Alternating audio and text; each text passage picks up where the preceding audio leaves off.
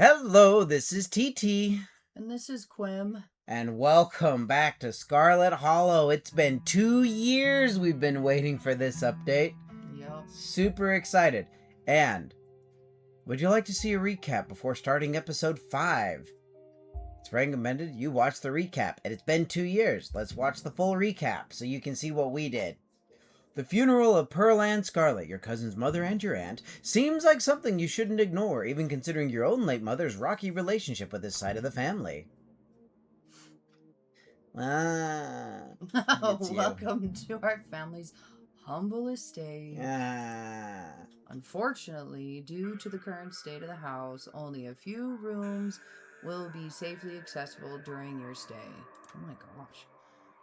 I wouldn't go wandering anywhere else if you value your limbs. The floors have been known to give out. Oh my gosh, I forgot how bad the house was. Afraid. Right, we can talk to animals. So, what do you say? Wanna tag along? Hold the camera for me while I narrate against a darkening sky, that sort of thing.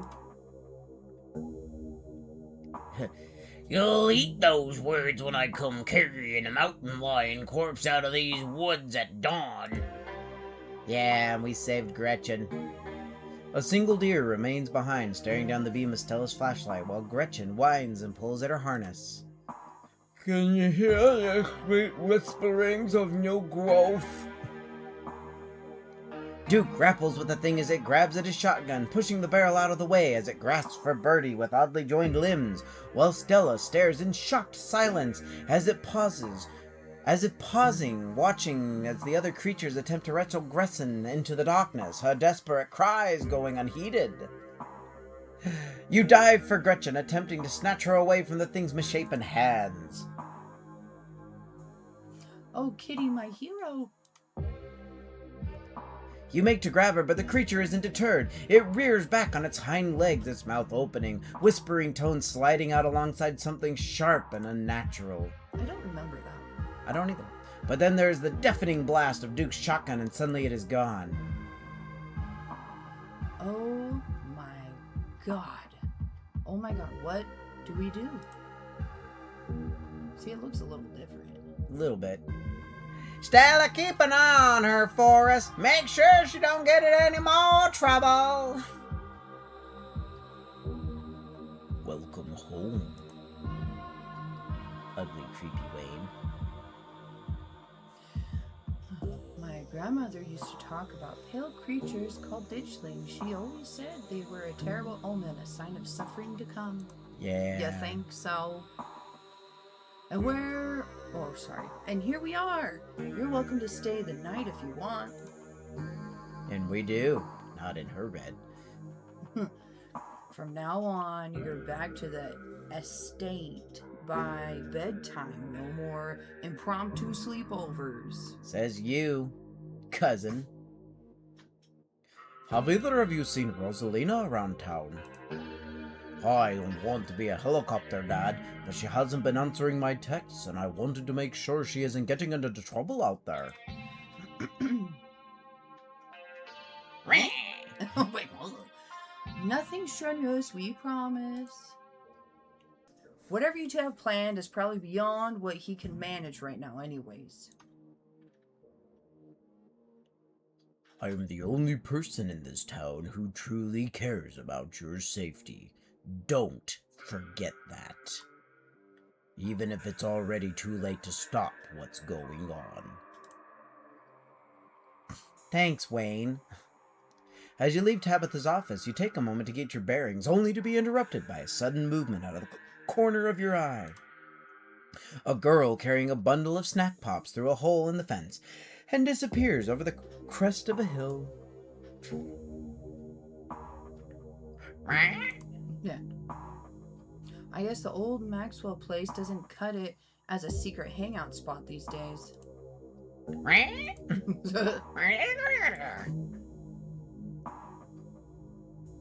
My dad says our house is haunted. It is. But she's interrupted by a pair of thunderous knock. The Tommy knockers!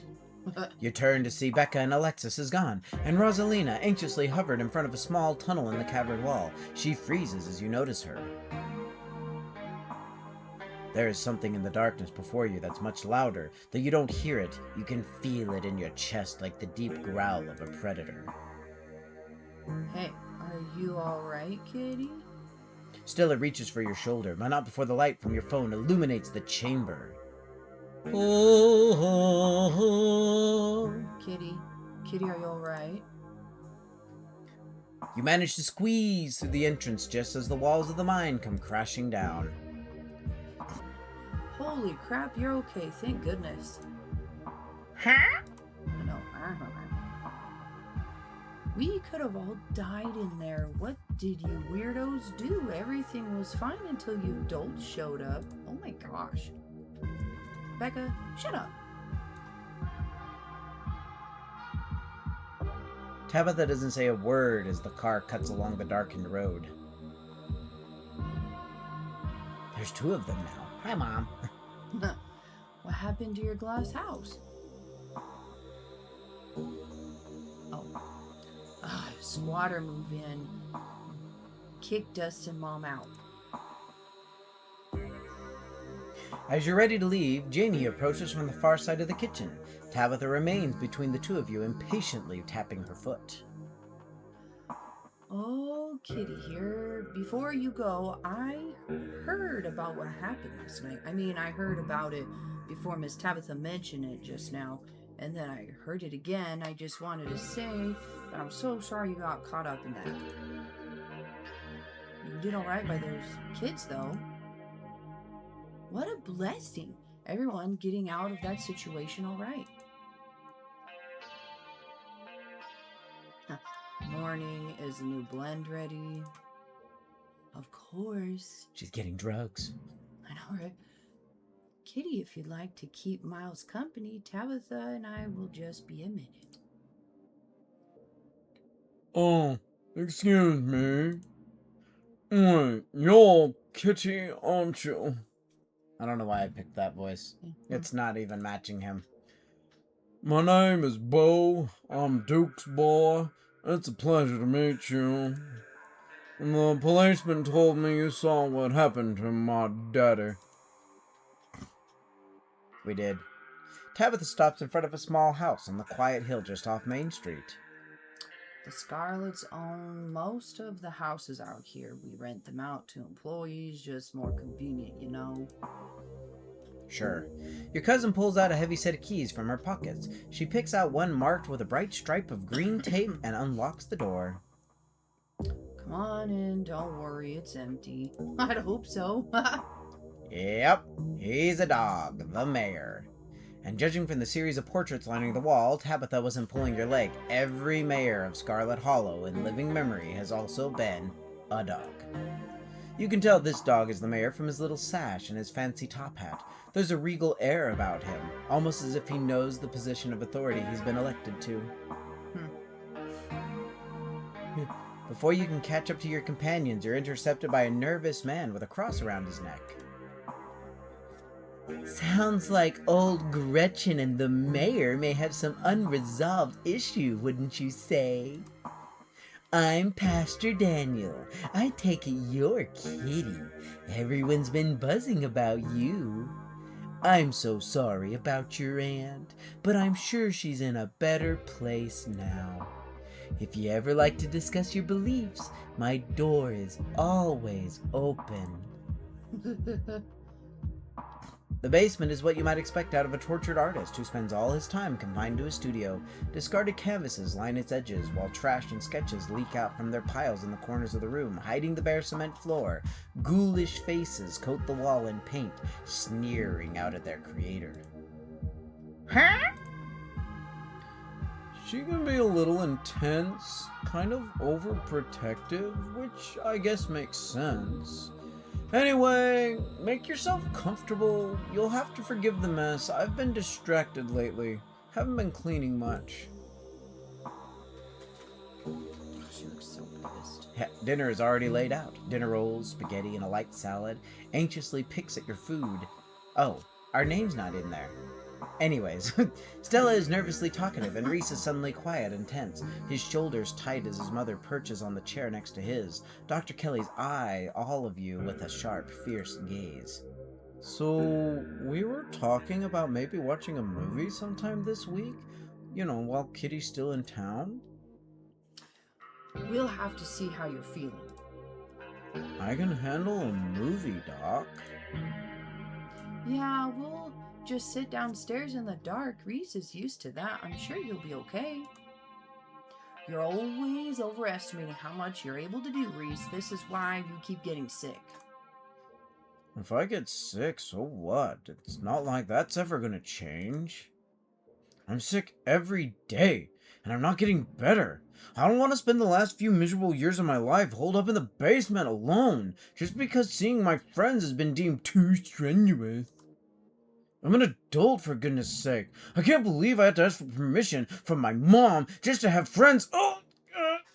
Reese stops mid-sentence, wincing in pain and wrapping himself in his arms.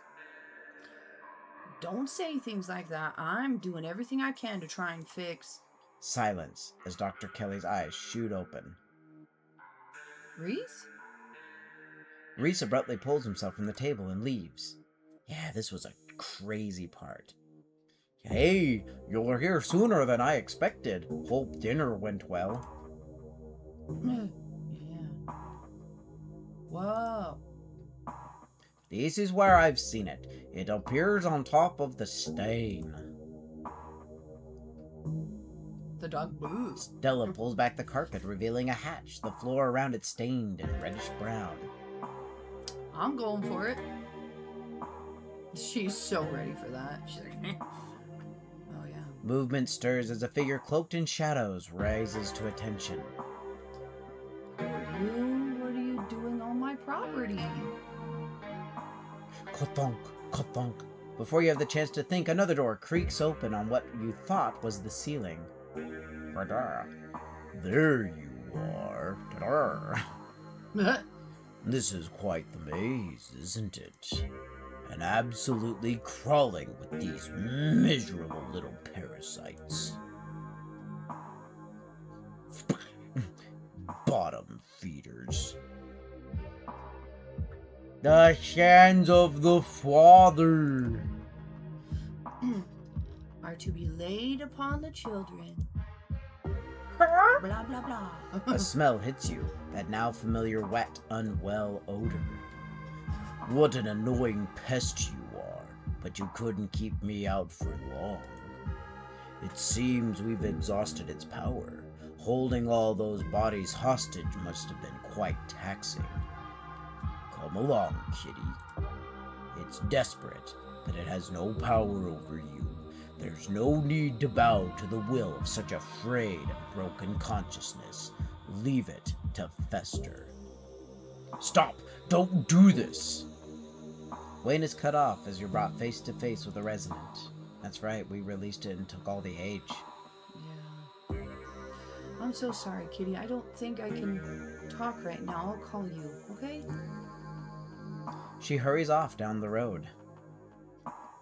Kitty, why don't you swing by the tea room tomorrow, say early afternoon? I'd love to chat for a little while.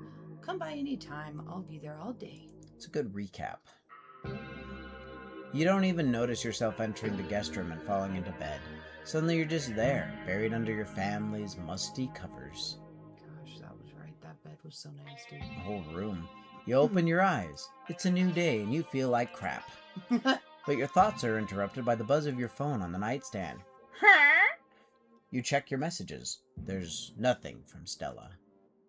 Oh, that's right. Find her later, huh? Yep. The miners didn't even notice you enter the diner, and instead of speaking in hushed voices, argue with each other loudly enough for you to easily overhear. I guess the shift schedules are pretty brutal, and I'd like more vacation days. I'd love to be able to see my family around the holidays, and better health benefits would be amazing. But what if she decides to fire all of us? You throw the teacup violently to the ground. It shatters on the hardwood floor, liquid spilling out over the rug. What was that for? I thought we were going to have a civilized conversation. She's a witch. She reaches out to stop you, but you're already out the door, on your way up. This is wild. I had no idea any of this was here. An entire hospital wing rotting away for decades behind some flimsy drywall. His voice sounds distant. Your sole focus is finding it, your feet moving without prompting, and you stumble down the hallway towards the far wall, barely registering the antique clutter as you stagger past it. Whoa, are you okay? You don't respond, and you don't bother to retrieve the axe. The wall is rotten, water damage having eaten away at the wood over the course of unknowable years, the planks nearly reduced to sawdust. You tear into it. Enemies upstairs, enemies outside. We're surrounded. Even if I get out of this house, I won't be safe. You won't be safe. Ooh, Reese, take it off. As Reese tears at his clothes, paint bubbles out from the canvases, his ghoulish figures peeling themselves out of their two-dimensional worlds, invading yours, crawling up the walls. Grab my hand. I'll pull you out.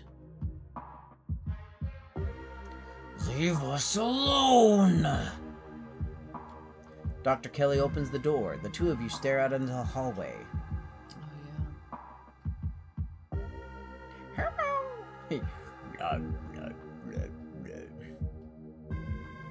What big mouth you have, Reese. It's weird how his paintings are with him. Is this what you were so afraid of? Hand over the tranquilizers. This is our shot. You take a cautious step back from the doorway. Reese pushes his now massive form into the safe room, staring down at his mother. Reese, I'm so sorry. He ate her. You sit on the log beside Stella. Kitty, that ghost really did a number on you. Yeah, no, we know. You close your eyes, your exhausted body succumbing to sleep almost immediately. As you drift off, you think of Reese out in the woods somewhere, blood-stained, free and beautiful, and then you think of nothing. It's time to continue your journey. Yay! Wake up! Why don't you put on a little bit of makeup? A lonely piano refrain echoes through your head as you sleep. It feels like it goes on forever, clumsy and uncertain of itself, stopping and starting at random. But as your dreams start to fade, you realize the music is following you to the waking world, continuing even as your mind resolidifies and banishes the last few remnants of your dreams. When it finally stops, you're startled by the sudden silence. Human? Human! Wake up! You slowly come to, roused by the voice of your small opossum friend. You feel strangely cold and uncomfortable, your muscles stiff and achy, your head still cloudy with sleep. Your vision comes into focus. See? Human not dead. Okay. No easy breakfast for Dustin and Dustin Mom. They were gonna eat us. Oh, gross. Dustin stands on your chest, his beady black eyes staring down into yours. Dustin's mom is hovering a healthy distance away. You are not in your bedroom. Dustin, my wonderful little friend, I love waking up to your face. Human has been so kind to Dustin. Dustin so worried when Human got dragged away. Dustin Mom also worried for Human. No Human went to visit Butthole Squatter. It's okay. That glass house still belonged to Squatter. Butthole Squatter, too powerful even for Human. But the thought count? Huh. Dustin and Dustin Mom tried to help Human too when the other one came to take you away, but scared Human, not afraid of small creature like us. But Dustin watch over good Human all night. You stagger to your feet, disoriented and exhausted, your limbs heavy and your head swimming. You stumble slightly, swaying as you try to keep your balance in the oddly tilted room, Dustin clinging to your shirt with his tiny claws. So this is the Forbidden Wing, and Wayne dragged you here in your sleep. Can you ever trust the safety of your bed again? Probably not. There are 2 doors out of the barren room. One is a normal doorway leading into what you assume to be a hallway. The other is a door that must have been hidden once, though the ruined state of the wallpaper has robbed it of its secrecy. Yeah. There doesn't seem to be a way clear to open it, besides the brass circles where the handle should be. Home is on the other side. Oh, must be creepy. You lean forward, peering into the narrow opening at what lies behind the door. The marsupial is right. It's your room. Which means you'd be able to slip right back into the safety of the rest of the house if you could just manage to find the handle. Oh, crap! I didn't mean to press that. Dang it. Do either... Yeah. Do either of you know how to get back to my room? Very easy. Holes everywhere in Dustin house. Just got to squeeze between walls. Oh, yeah. Human too big to squeeze between walls, Dustin. Gotta find human-sized way. Okay, explore the Forbidden Wing. You cross the slanted room and exit into the hallway beyond. Before you is a long hallway. Dust dances in the weak sunlight beaming in through cracked glass. A tinge of mildew stings your nose, warning you away, though there's nowhere else to run to now. An ornate entryway, its door long gone, breaks the monotony of the faded wallpaper, and a staircase looms at the far end. You also can't help but notice the tracks leading up and down the grimy hallway floor. Clearly, the Forbidden Wing is only forbidden for some. I kind of want to explore it. Yeah. You make your way to the large set of double doors in the middle of the hallway. You can hear the light click of claws on hardwood as Dustin Moms toddles along a safe distance behind you. It seems like some kind of entertainment room, the sort you'd expect out of a fancy rich people who wanted to show off. The stench of mildew is strong here, your already weakened lungs aching from the strain of breathing in such toxic air. You can see why Tabitha doesn't want you exploring these rooms. There is a large painting on the far wall of the room. From a distance, it looked like it might depict the town. Your eyesight isn't what it was just a few days ago, but you've learned to work around the degradation of your vision. A bookshelf, or rather what's left of a bookshelf, hanging by a single rusted hinge. Its sagging shelves reveal some sunless space beyond, once hidden, now exposed by the rot of the house. Dustin almost never come in here. All open space too scary. But room behind wall is good hiding place. Dustin hide there sometimes. As he references this room behind wall, Dustin stares at the broken down bookshelf that has already caught your eye. Oh, we could probably do everything. Let's just start from the top. Okay, let's check that out. The painting highlights a number of old buildings and locales, many of which you've already visited. The town hall, the estate, the mines, and the clinic still called a hospital at the time of the painting. And then there are the places you've yet to see. The church, as well as the historical Callaway Tremaine homesteads. The faded bronze plaque beneath reads, in commemoration of Enoch Scarlet, head of the Scarlet Hollow Landmark Revitalization Project. Let the past never be forgotten. Dustin no get. Always making mark on old cloth, does not know that cloth for eating. Alright, let's go check out the hidden room.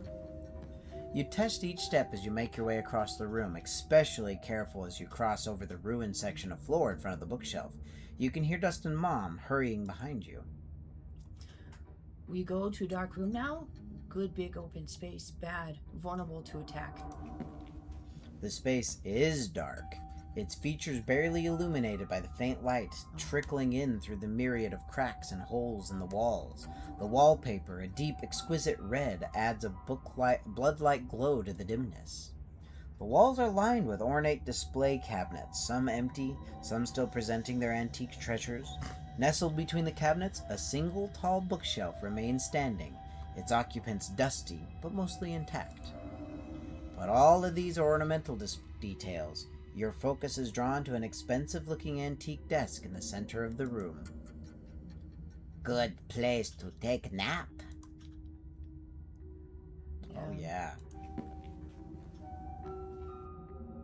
Top drawer? Sure.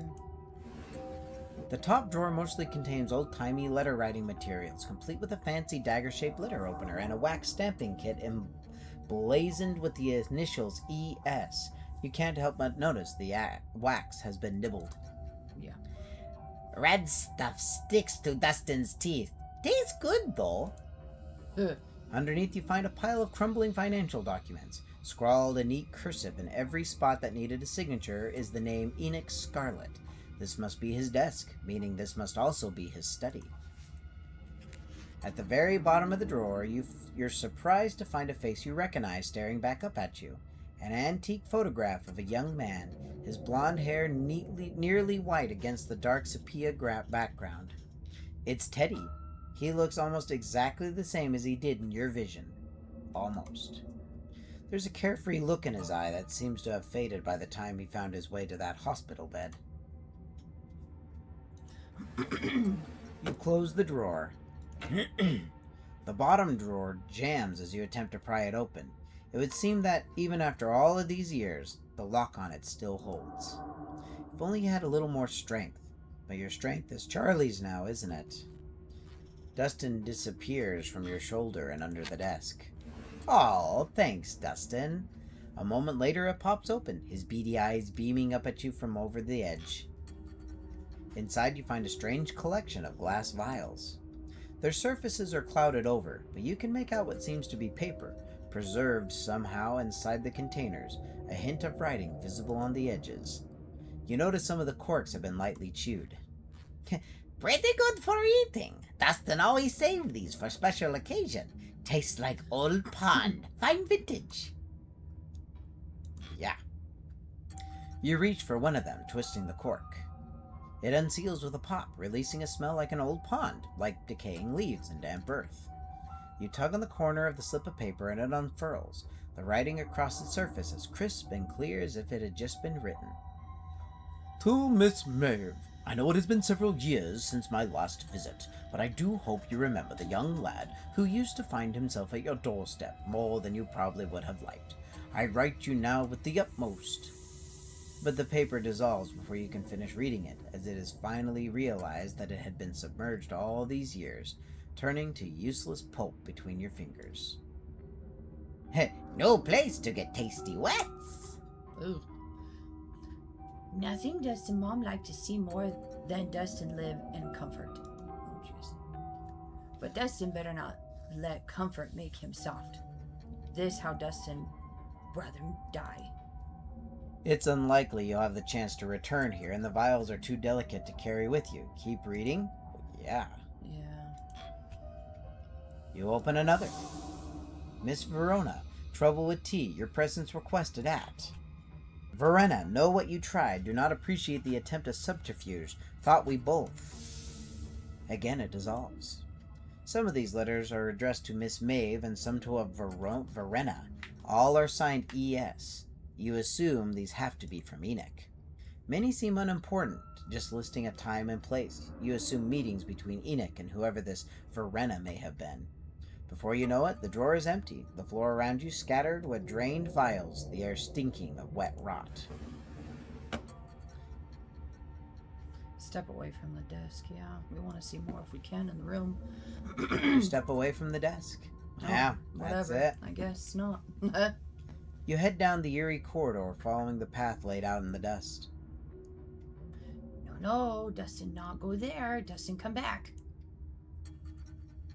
You turn to face Dustin's mom, who stands a little way down the corridor from you, her posture tense. But Dustin is helping! Nothing bad will happen to Dustin with big, strong human around!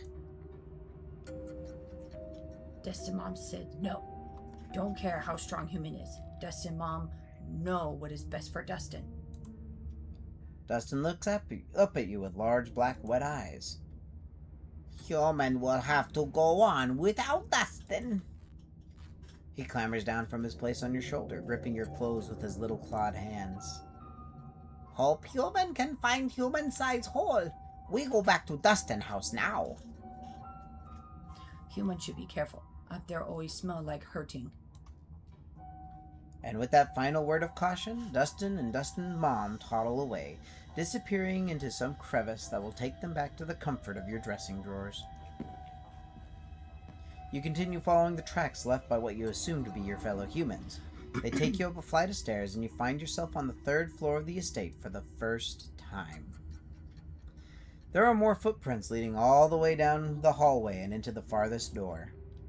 There are much fainter ones leading to the room in front of you, its doorway hidden behind a stack of boxes.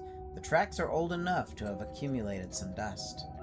They were also notably not made by boots. If you had to guess, you'd assume they were loafers or some kind of low heel. You do your best to shove the boxes out of the way. They feel packed full of lead. You can practically hear your shoulders and hips creaking and straining with the effort. But try as you might, you can only budge them about an inch.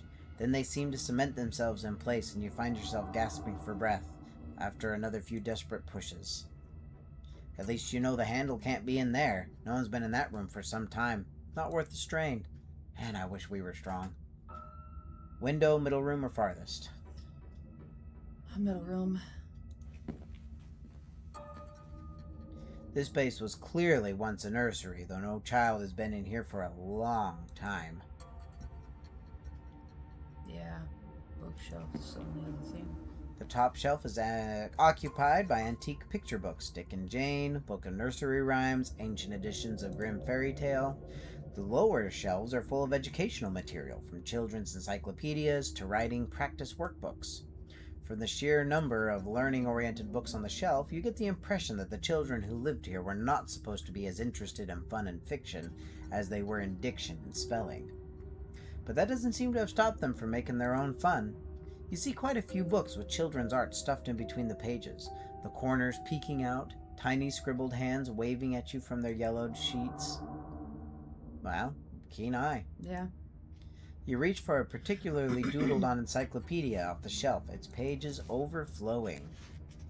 If Daddy plays with me and Mary Belle, if my family goes to the zoo, if Mommy and Grandpa took us to work, if me and Mary Belle and Mommy and Daddy and Grandpa have a picnic.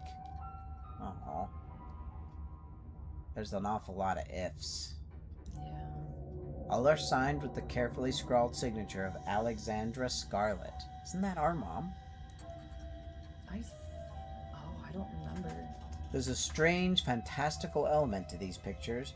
Everyone is smiling and sitting together as a family, would in a child's drawing, and yet it feels like these are drawn in the same hopeful way a child would draw a unicorn, expressions of some reality that Alexandra could only dream of. There is less joyful illustrations as well. Daddy napping shows their father sleeping in a chair, a bottle of brown liquid conspicuously drawn on the table next to him. The two girls, and what you assume must be Alexandra's doll, hovering in the doorway some distance away. Mommy going to work shows the girls crying in the upstairs window of a house as their mother walks away, an angry frown scrawled on her face. You get the feeling these are more accurate depictions of the girls' lives.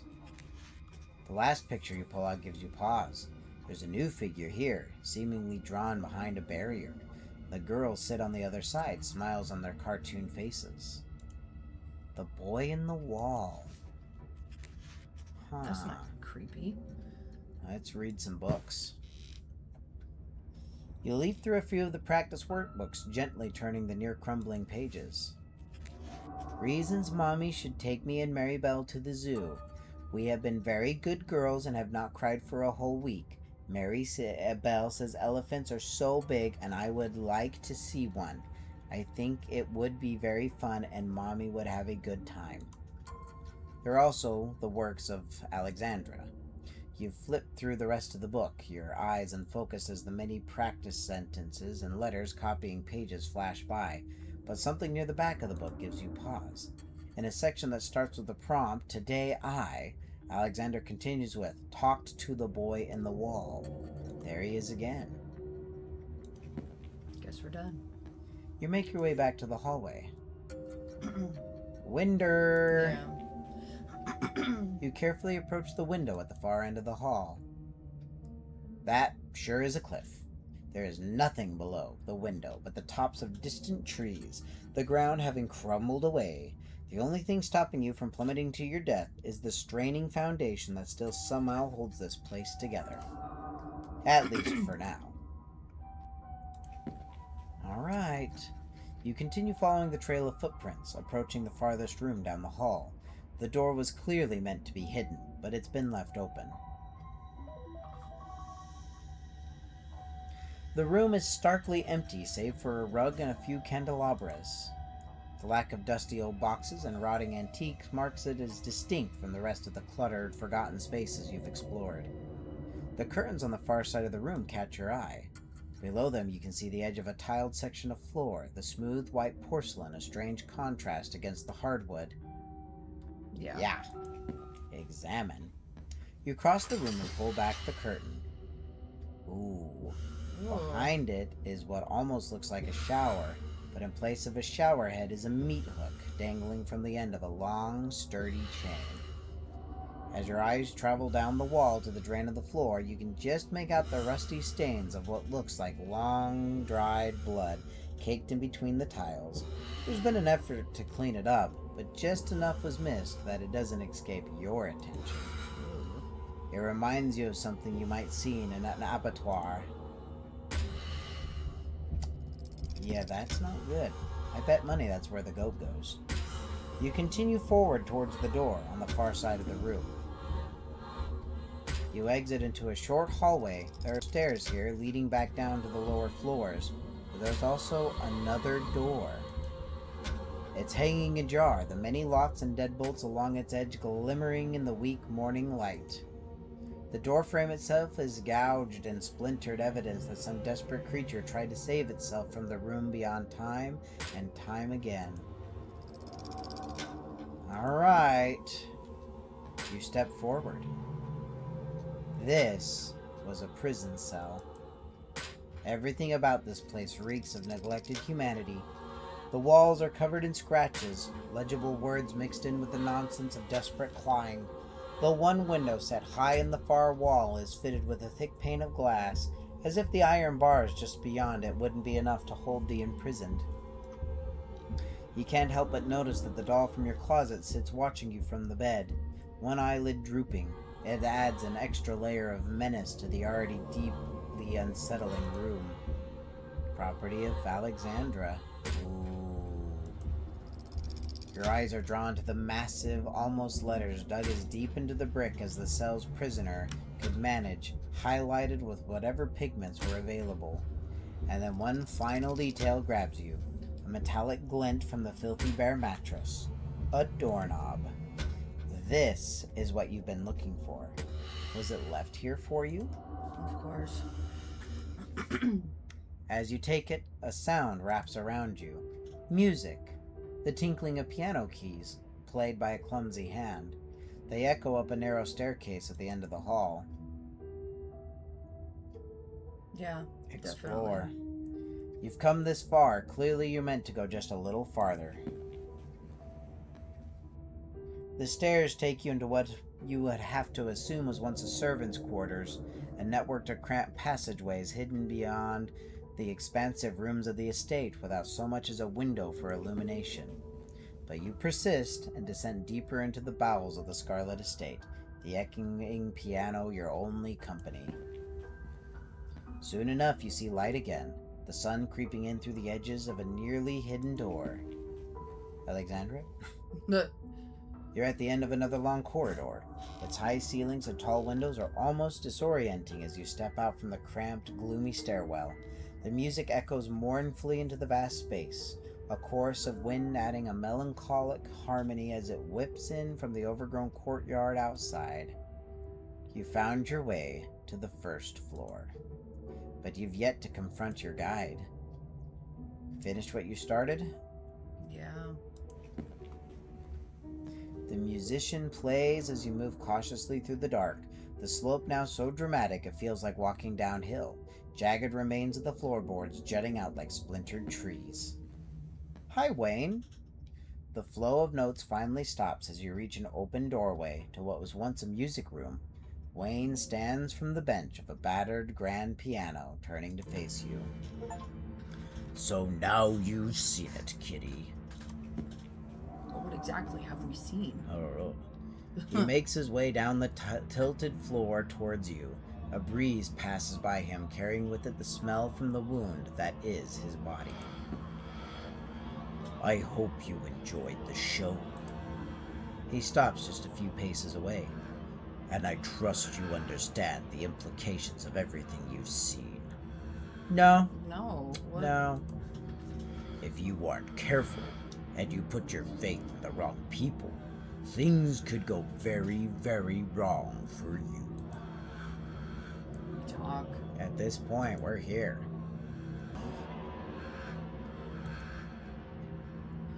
How do I know you're the right person to trust?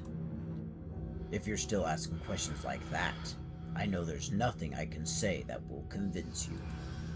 But I will keep looking out for you, whether you trust me or not. Doll. What is with the doll in that room? She liked it, so I liked it too. He's the boy. I bet money he is. It was nice to see it again after so many years. Was. Maybe. But who is that? Who lived in that last room?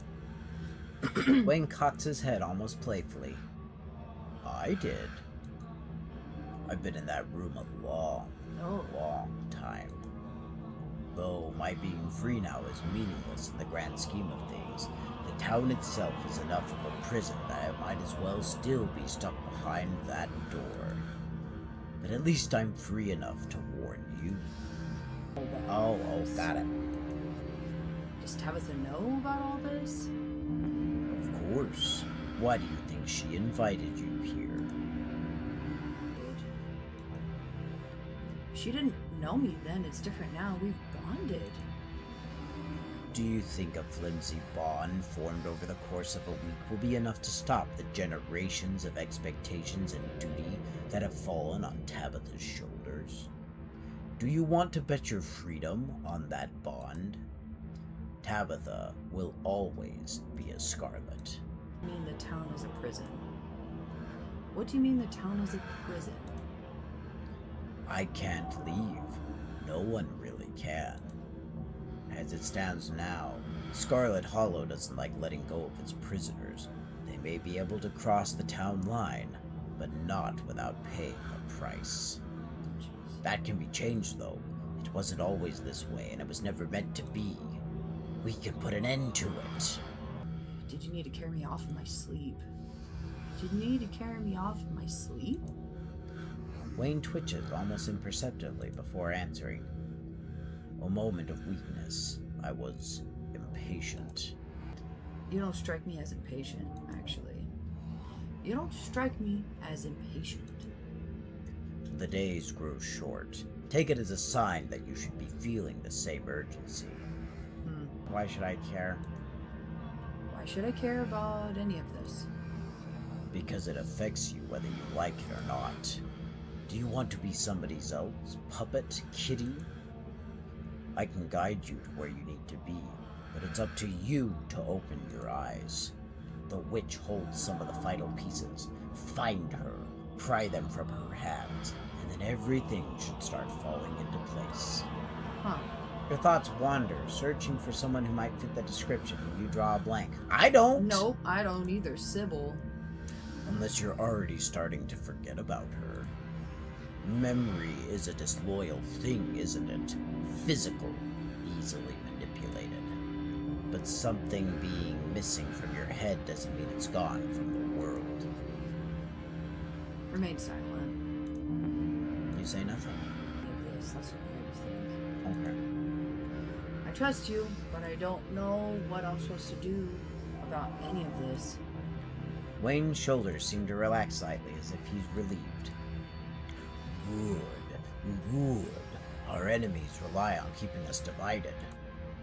They know how much stronger we can be together.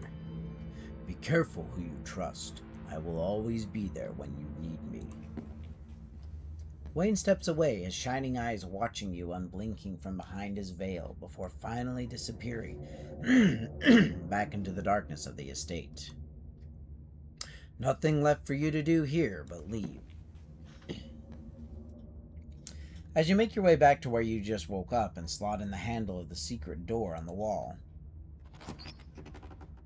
it twists and the door pulls back and you stumble through your closet and back into your bedroom.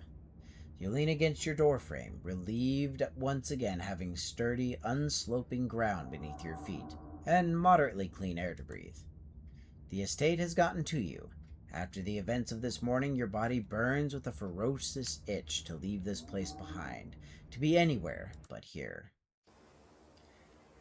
Which, this is a good place to go ahead and stop with the catching up on everything. It took a little bit longer to get the rehash, but it was good to do. So, we're going to go ahead and leave it here, and we will come back, another time. So this here's TT. This is qwim. And we will see you on the next one. Make sure to like, comment, and subscribe. Goodbye!